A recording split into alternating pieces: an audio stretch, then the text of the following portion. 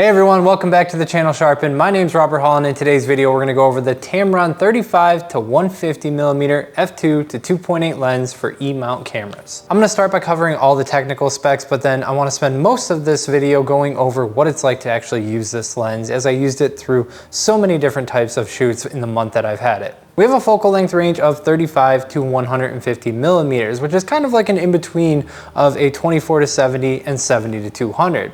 This kind of lens has existed before in f2.8 to f4 format, but this is the first time that we've seen it in f2-2.8 format. Regarding that maximum aperture, at 35mm you have f2, at 45mm it'll creep up to f2.2, at 60mm you'll see f2.5, and at 85mm it will be at f2.8 and retain f2.8 all the way to 150mm. Now, as you can see, this is not exactly a compact lens.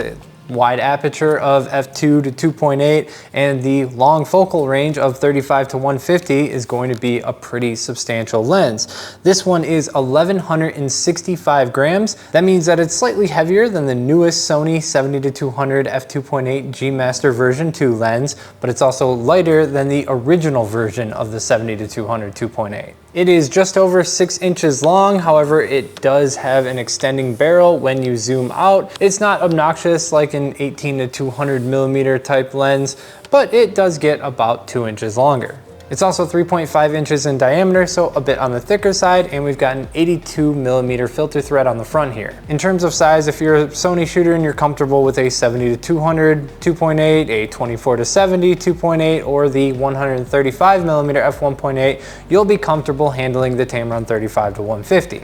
There's quite a few buttons on the exterior of this lens. First, you'll find a zoom lock button, which is designed to prevent zoom creep so that the lens doesn't open for no reason. However, I don't find that to be a problem at all. I mean, you can put this lens upside down, you can even pull on it a little bit, and the zoom doesn't creep at all. So I never really use the zoom lock button, but it's there if you want it. On top of that, you will find custom function buttons. There are 3 of them: top, left side, and the bottom of the lens from holding position, and those can be programmed within the Sony camera menus. We've got a dedicated autofocus and manual focus switch if you prefer using it on the outside of the lens. I personally have toggle buttons on my camera so that I don't have to reach for that button, but they're there if you need it. Finally, you have a custom mode button, which is unique to the Tamron lenses. Now, I'm gonna make a dedicated video on this, but essentially you can program 3 options to this button, and it's actually really powerful what they have done with this. So using the Tamron software, you can plug this lens in via the USB-C port, and you can program things like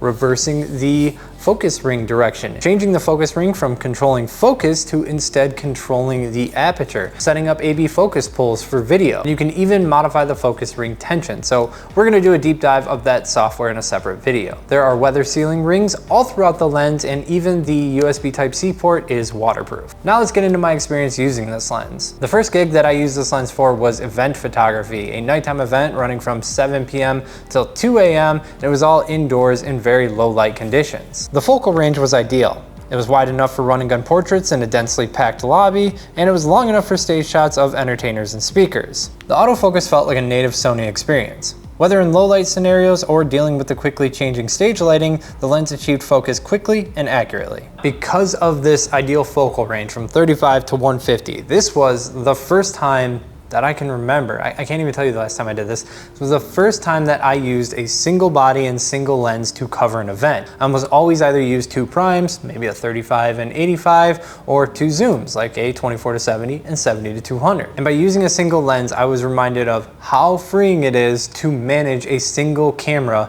during an event. Not only do you spend absolutely no time setting one body down to pick up another, but you're also only adjusting the camera settings on one camera, only adjusting the Kelvin temperature on one camera, and only adjusting the flash settings on one trigger. Instead, you have your face in the viewfinder, which just leads to more time focusing and being dialed into the event that you're photographing. I then took this lens with me on vacation. Now, normally I wouldn't take my pro gear with me on a personal trip. I'd rather be free of that when spending time with the family, but I happen to have an editorial job on the trip home. This is where the do-it-all nature of this lens became essential. Since gas was $5.30 a gallon, we used my wife's roller skate of a car to take this trip. Between our luggage and all the baby's gear, The car was completely packed. It was straight up impossible for me to put my typical camera roller and typical lighting bag inside the vehicle. I took a single light, a single softbox, and a small camera bag with my Sony A1 and the Tamron 35-150, and that's all the camera gear that I brought for this job. Now I have to say, I typically have full freedom with my 7 or 8 lenses inside a camera bag, so I did feel a little bit concerned that I would feel creatively limited when the job came. But just like when I shot that event, the wide focal range allowed me to work efficiently and without compromise. There were some instances where I would have loved my 100-400mm on this shoot, specifically when photographing from across the lake, but with a 50 megapixel camera, it's a non-issue. Now I have to say, after doing it, I would never take the 35-150 and my Sony A1 on a vacation with me. It's more of like a personal thing, I just want to detach from it, but I do appreciate the images that I got as a result from bringing them with me on this family trip. I was able to document my kid's first trip into the woods, her first time getting sand in the diaper, and a ton of great family portraits. Even my wife got in on using this combo, although I think I need to guide her on how to focus better. After reviewing all the images from my first week of using the Tamron 35-150, I was hooked and I started using it for everything. Headshots, editorial work, commercial work, and what I feel is the lens peak niche, weddings. Over the course of the last month, I photographed 6 weddings with the Tamron 35-150. And for weddings, this lens can cover almost anything. Bridal prep, ceremony, couples portraits, family portraits, photojournalism. The only time I ever switched away from the Tamron 35-150 was when I was shooting on really crowded dance floors. In those instances, I grabbed my Sony 24 f1.4, which I feel just gives a more exciting perspective, and it's also way easier to hold above your head and shoot down onto a dance floor. After using this lens for all these weddings, I can definitely say that I greatly prefer the Tamron 35-150 over using a combination of the 24-70 and 70-200, especially if you have the megapixels to provide a little bit of padding for cropping. These summer weddings also made me very familiar with the flaring properties of the 35-150. At mid and telephoto lengths, the flare is quite controlled and the lens retains plenty of contrast. In these instances, I really enjoy the character of the flare, but at the wide angle, strong backlighting can wash out the entire image. The macro capabilities of this lens are limited. The max magnification ratio is 0.17x at a minimum focusing distance of 13 inches. This is enough for some wedding details, but extreme close-ups like ring shots will require something else. At f2-2.8, you won't get the shallow depth of field of an f1.4, but I think it's plenty for most applications. Now, I'm personally not really a bokeh or shallow depth of field chaser. In fact, a lot of my work requires a lot of environmental context, so I'm regularly shooting at f5.6, 8, 11. That being said, f2.8 at telephoto focal length still provides plenty of depth of field and plenty of bokeh. On the topic of bokeh, the Tamron 35-150 has 9 aperture blades, so even when you are stopped down quite a bit, down to like f8, you still get very circular bokeh, which is really nice. One final little detail about this lens, between the focal range of 35 and 60, the zoom is practically effortless, but it does pick up intention over 70 millimeters, so it's a little bit tighter of an experience throughout that range. When it comes to value, this is a premium lens. At $1,899, it's approaching the cost of some of the G Master zooms. Now, some previous Tamron zooms, I feel like they were a little bit lower in build quality and therefore lower in price. They were more designed to be lightweight.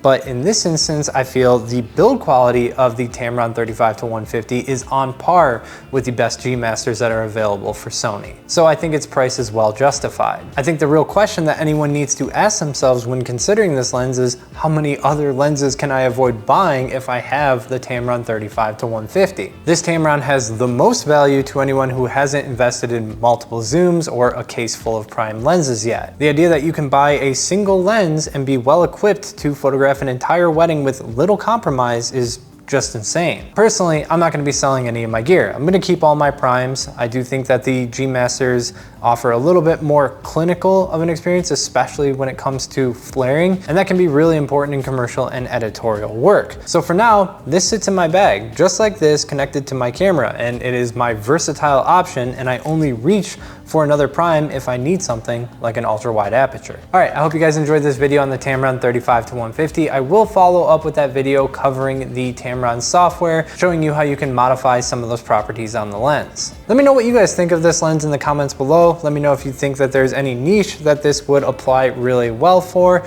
or if you're eyeballing it. And if you have any questions below, you can leave those in the comments too. Like the video if you enjoyed, subscribe if you want to see more, and I'll catch you in the next one.